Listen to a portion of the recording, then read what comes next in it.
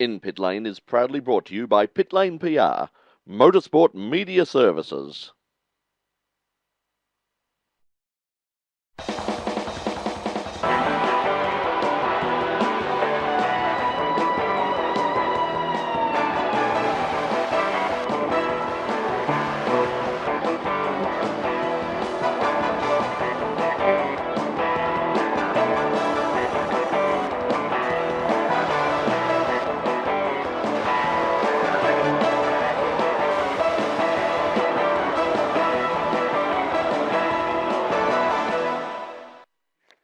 Yes, welcome to another edition of In Pit Lane. Did you go down to Phillip Island on the weekend? It was a sensational race, a brilliant meeting. I didn't go down there myself because I didn't have any free tickets, of course, but I did watch it on television. It was a great race and absolutely fabulous. Speaking of free tickets, we got some tickets to give. The Australian Superbike after race party is happening at the men's gallery, and they gave us a lot of tickets to give away. Unfortunately, something's happening. There are only 3 left. Now, unfortunately, no, there are only 2 left.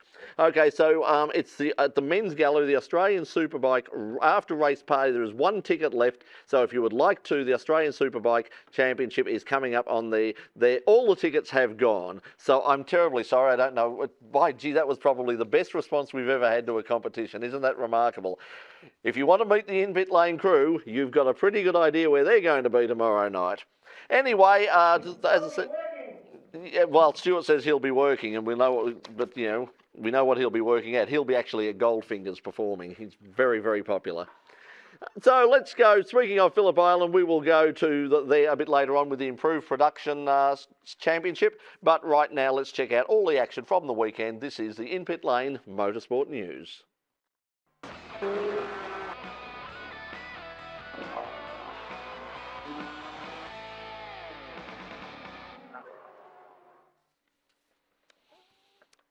Incidentally, I do want those tickets back to the crew. I really do. Trust me. Okay, in front of a big crowd of almost 43,000 fans willing on at every turn, Valentino Rossi won last Sunday's Australian MotoGP at Phillip Island, and with it the 2004 World Championship. Rossi came out on top of a brilliant race battle with arch rival Sete Gibernau, winning the race with only a few corners remaining. After the race, Rossi was mobbed by fans, and the new champ responded by throwing his helmet into the crowd. Those injured are consulting Slater and Gordon as we speak. Loris Capirossi gave Ducati its best result for the year with a 3rd place. In other races, Sebastian Porto won the 250 race, but the 4th place to Daniel Pedrosa gave him this year's title. Andrea Di Vicenzo, I knew I had problems with that one, a thriller, in the 125s, winning by less than 0.02 of a second. Jorge Lorenzo and Australia's Casey Stoner went across the line together, recording exactly the same race time, but officials awarded the 2nd place to Lorenzo. Well, despite the success of the event, its future remains uncertain, with Grand Prix promoter Dorna reportedly asking the Victorian State Government and the Grand Prix Corporation for a huge increase in the event's licensing fee. Victorian Premier Steve Bracks called for federal government assistance to try and keep the race in Australia, which, according to reports, brings in about $50 million to the local economy. Good luck, Braxy. The big events just keep on coming. This weekend sees the running of the Gold Coast Indy 300. Despite a tumultuous year, the new Champ Car World Series goes into the event confident of its future, despite the move of the rival Indy Racing League into road racing for next year. With over 300,000 fans, the Gold Coast race is one of the season's biggest and the most popular for drivers, coming for the sun, surf and the chance to meet Miss Indy competitors. Of course, the popularity of the race might also have something else to do with the round of the local all-consuming V8 Supercar monster fresh from its Bathurst success. The close proximity of the Gold Coast race to Bathurst has caused some teams problems, with Brad Jones Racing losing the battle to have Brad's Aussie male Falcon ready for Indy. Despite a week of frantic work, the team have conceded defeat on the Ford that was severely damaged after ending up on its roof on lap 30 at Bathurst. The team will now prepare their spare Aussie male car for the event. As well, one of Australia's most successful race cars makes a surprise comeback at surface this weekend, known at the Holden Racing team as the Golden Child. The Golden Child. The VXVY Chevrolet powered Comet. I'll say that again. The Golden Child. The Chevrolet-powered Commodore won 2 Bathurst 1000s, 2 Clipsal 500s, 2 V8 Championships and the World Wrestling Federation Intercontinental Championship. The car has sat undercover for 12 months before being resurrected last weekend under a special dispensation to race. Like Jones, HRT found insufficient time to repair Todd Kelly's car, which was severely damaged in the incident with the Jones Falcon at Bathurst. Kelly's chasing 6th position in the championship and will switch to Mark Scaife's VY Commodore 4 Surface. Scaife will of course run the Golden Child. Fresh from yet another success at Bathurst, Kmart Racing's current team manager Rob Crawford has been appointed as V8 Supercar Championship Series Technical Director by the Touring Car Entrance Group of Australia. Tiga General Manager Kelvin O'Reilly said Crawford would commence his appointment in 2005, replacing former Technical Director Paul Taylor, who's accepted a senior position in Europe with the World Rally Championship, the lucky bastard. Crawford will continue to be based here in Melbourne. Crawford said he was looking forward to the challenge and to assist in the future growth and development of the championship. Crawford has been manager at Kmart Racing since 2001. He had been team manager for the Holden Young Lions after 6 years with the Arrows Formula One team. The Victorian State Race Series have announced their calendar for 2005. The championship will once again kick off at South Australia's Mallala circuit, despite the concern of some competitors over costs involved with the interstate trip. The series will then alternate between Phillip Island and Sandown, with the first round at the Springvale circuit in November next year. And there are the dates as we speak. A large field of classic Formula Pacific cars of the 1980s and the thundering Group C touring cars will be the highlights of the 2004 Tattersalls Historic Sandown on the weekend of November 6 and 7. Included in the entry list is a rare appearance by the Spirit Honda Formula 2 car of Chris Farrell, David Doubtfire in a Tiga, and the locally built Galloway HG4 of Peter Brennan. There's lots of muscle in the Group C class, with 10 L34 and A9X Tiranas taking on 6 big V8 Falcons. There's a huge field of historic touring cars, while lovers of classic Grand Prix cars will be delighted to see the ERA of Dean Butler entered for Ian Tate. There'll be a rare local appearance of a genuine Le Mans GT40, and the Chev-powered Lola T70 of Rob Sherrard will take on the brutal Porsche 935 Turbo of Rusty French. Add in a couple of Formula 5000s, and it's bound to be one of the motorsport highlights of the year. We'll have more news on that next week on the program. A much-needed boost for Formula One, with news that 2 new teams plan to enter the World Championship by 2006. Midland Formula One will be run by Formula 3 team owner Trevor Carlin. Backed by the Midland Group, an international trading and investment holding company run by Russian businessman Alex Schneider, Midland Formula One is hoping to make its first appearance at the Russian Mafia.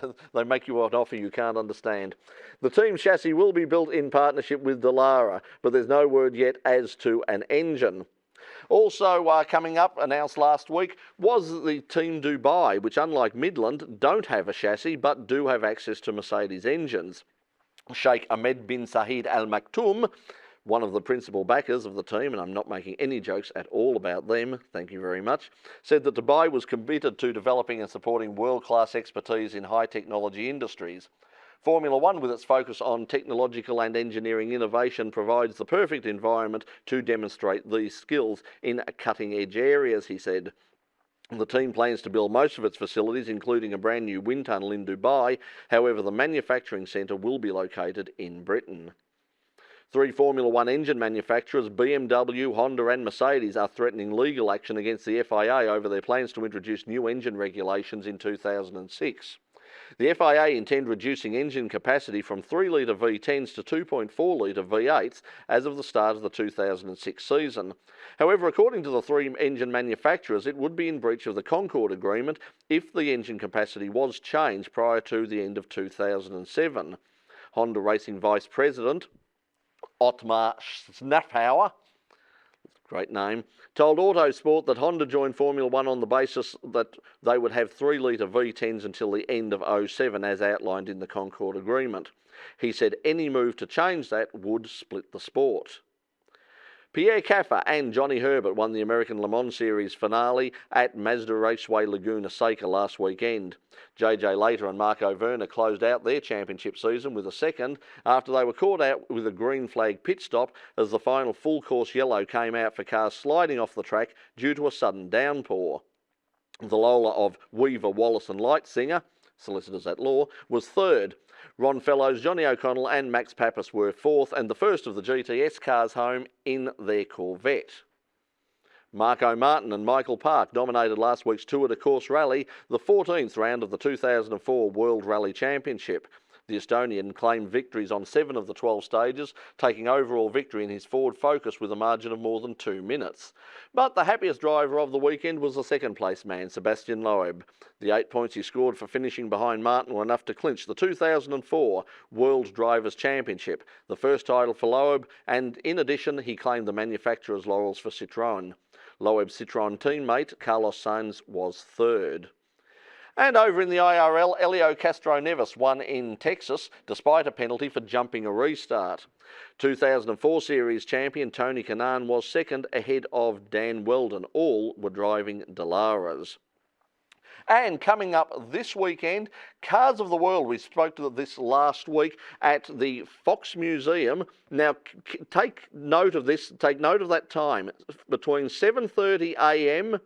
and 11 a.m. That is the only time you can go, between 7:30 a.m. and 11 a.m. If you go after 11 a.m., you will have Lindsay himself to answer to, and he'll be very, very upset. Remember that proceeds from that event do go to Retina Australia for repairing and studying eye disease, and so that's all in a good cause. And remember, there's other factors of the meeting over the weekend as well, including on Sunday down at not Fort Gellibrand, somewhere down Fort Torquay or somewhere like that. Anyway, some fort somewhere.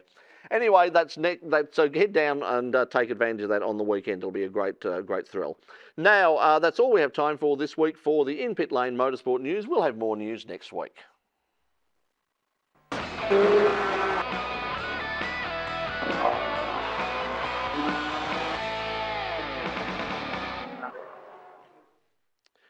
Okay, and if you'd like to contact us here on In Pit Lane, let us know of any events that are coming up that you'd like us to plug. All you have to do is send us an email to inpitlane@pitlanepr.com. That's inpitlane@pitlanepr.com, or you can send us snail mail, Post Office Box 2646, Rowville, Victoria 3178. And we're going to go to a break, and when we come back from that break, we're going to take you down to the site of the Australian MotoGP, Phillip Island, for round 5 of the 2004 Improved Production Championships of Victoria. That's when In Pit Lane returns right after this break. We'll be right back.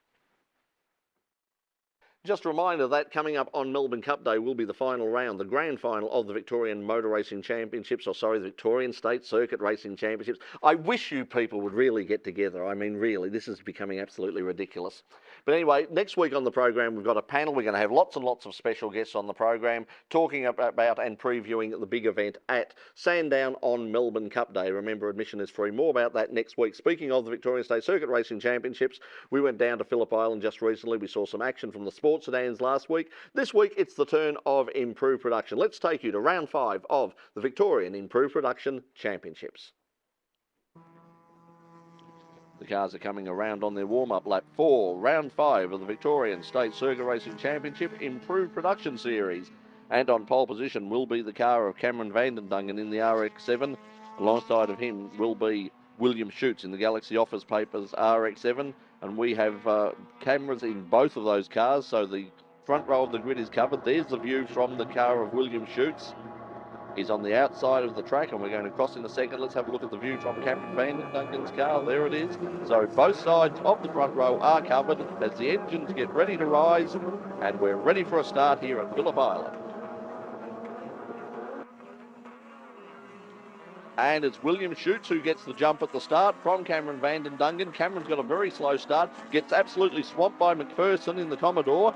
Also Craig Costouvier in the Mazda 808, I think it's the Mazda 808 going through there. Yes, it is the 808. That car is all the way down from Darwin. Cameron Vandendungen now goes on the inside of Graham McPherson and takes back third spot. And you can have a look out the front there. Look at the inside front wheel of Costouvier's car hanging in the air.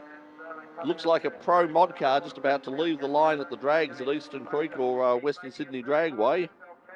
But the man in front at the moment coming under the Shannon's Bridge for the first time is William Schutz in the Galaxy Office Papers RX-7. Beautifully turned out car. Dives down into Honda for the first time. Then comes Cameron Vanden Duncan, Christouvier back in third, Tony Skinner in the turbocharged Datsun 1600 back in fourth place. Skinner battling with Vanden Duncan for the lead in this series. You can see the front inside wheel of Christouvier's car going up in the air once again. That car's a real handful, but it's obviously very, very quick, and he's doing a great job on his visit here from the Northern Territory.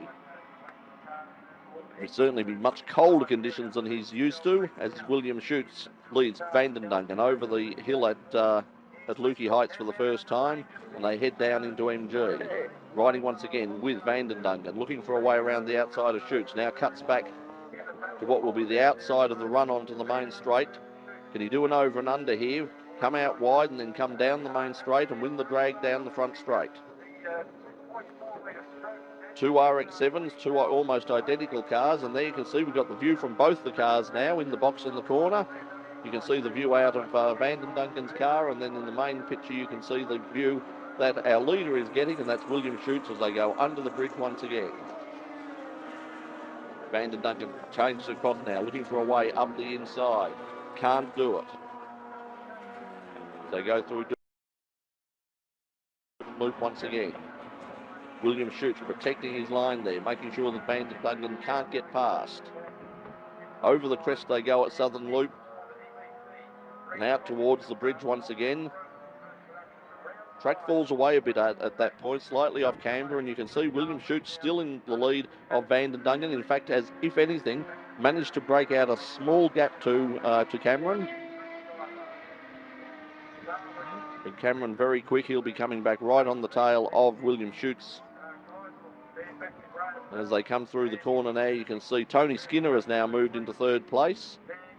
Let's watch Christouvier again. Here he goes in car number 18. The car's lifting the wheel already. Oh, the circus is in town. Car number 18, Craig Christouvier. I don't know whether he's going to be staying down in Melbourne. Let's hope he is, because that car is certainly worth the price of admission. The thing is, I mean, it is so quick, and when you consider the way it handles, it shouldn't be anywhere near that quick. So if he manages to get the handling set up on that car,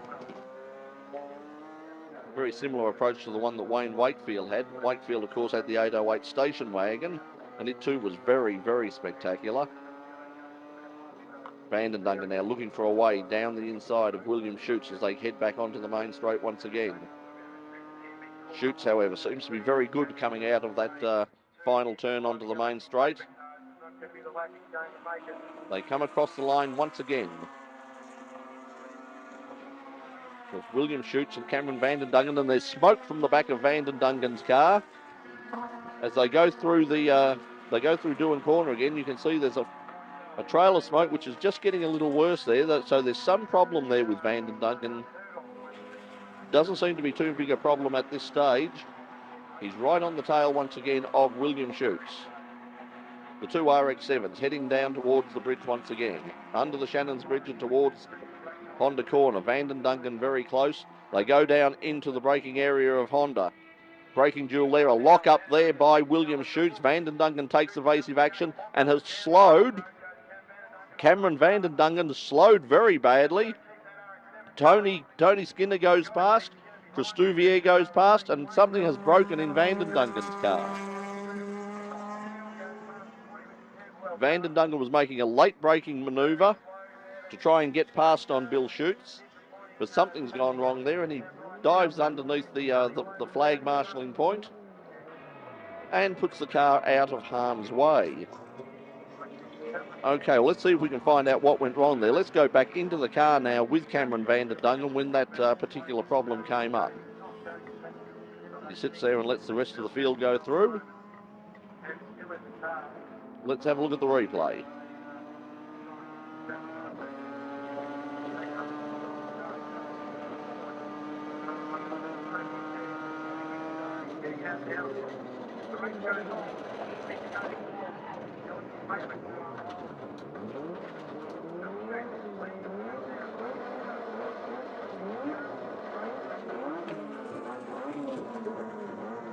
No drive there at all, so something is clearly broken. A drive shaft, a half shaft, or there's a transmission problem.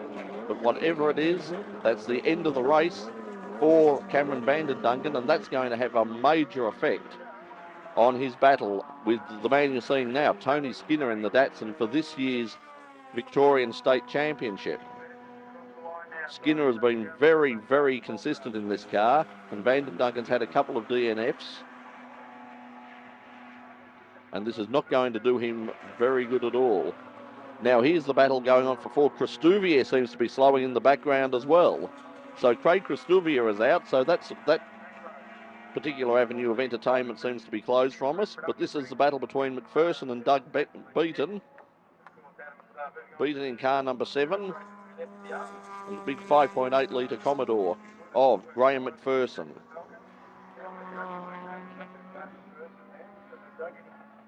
Commodore, beautifully turned out car.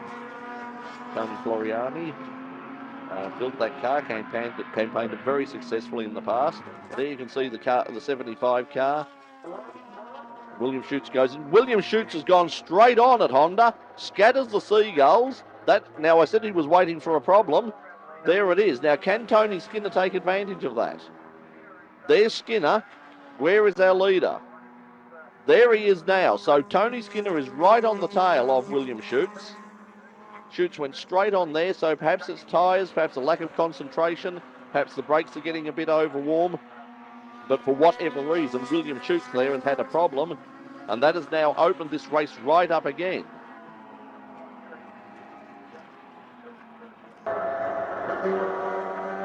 Once again over Lukey Heights. Down in the middle of NG4. See, hard braking there by William Schutz. He's got Tony Skinner right on his tail now. So he can't just take the line he wants. He has to have one view on the road ahead, but he also needs an eye in the rear vision mirror as well to make sure that Tony Skinner isn't going to try any sort of out-braking manoeuvre on him or try and come underneath him. They head down the main straight once again.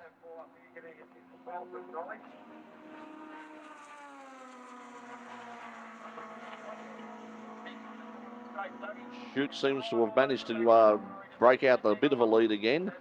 Car number 99 there coming through. He's in a battle there. That's the car of Rolf Mammers in the RX4. Having a dice there with a couple of the BMWs.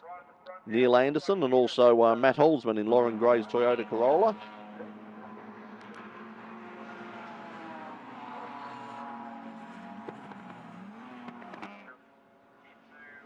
But here is our leader once again, coming around now for the last time. William Schutz, and Skinner is right back up on his tail again. So whether he's made another mistake outside of our field of view, we can't really say, but certainly Skinner is right back up there again. So the race is not over. Skinner right on the tail now of William Schutz as they head out towards the hay shed once again. The Datsun has lots of straight line speed, so if he can just stay close enough around this twisty bit, and he is close enough. He's right on the tail. In fact, he goes to look for a way around the outside, won't make it there, slides out very wide, gets off the racing line. You can see Schutz also battling for a bit of traction there. He goes down, manages to take the inside running once again. So this is the run for the checkered flag. You're riding with William Schutz. He has Tony Skinner right on his tail now. And as they come onto the main straight for the final time, William Schutz will have Tony Skinner just behind him. Can he hold on? Here they come, locked together, but it is William Schutz. He has enough of a gap, and William Schutz, a delighted William Schutz, goes across the line to take round 5 of the Victorian State Circuit Racing Championship Improved Production Final. Second place will be Tony Skinner. Then will come Graham McPherson holding out the RX7 of Doug Beaton, and Graham Bell in the BMW 325i, the first of the BMWs, home in 5th position. Now remember, all of the cars from Improved Production will be back in action at the grand final of the Victorian State Circuit Racing Series at Sandown International Motor Raceway on the first Tuesday in November. Yes, it's Melbourne Cup Day, so come along. Admission is free. Bring your champagne, bring your picnic lunches, and make a day of it out at Sandown, a celebration of real horsepower at Sandown. Speaking of which, next week on the program, we're going to be joined by some of the stars of the Victorian State Circuit Racing Series for our grand final preview show. We'll have the panel in. It's going to be, as you've seen in the past with some of these panel shows, anything can happen and probably will. So get your lawyers ready. Until then, we'll see you next week, 9:30, here on Channel 31 for In Pit Lane. Bye for now.